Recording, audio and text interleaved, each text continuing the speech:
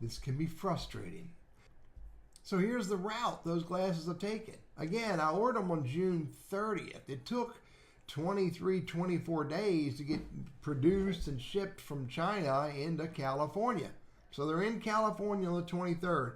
24th, California. They went to LA on the 24th and 27th. They left there.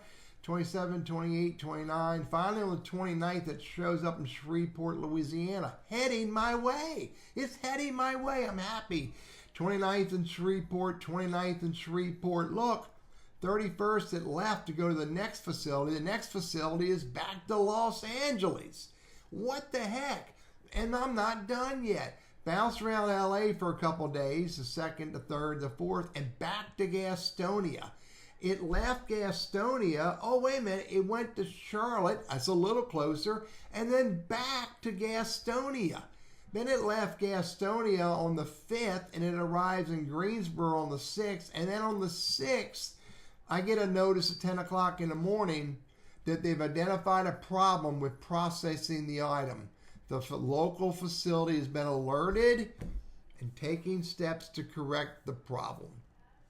It's August 6th. I ordered them on June 30th.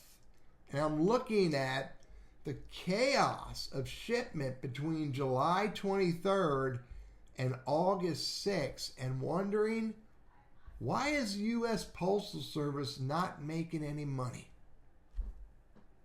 It's frustrating some days.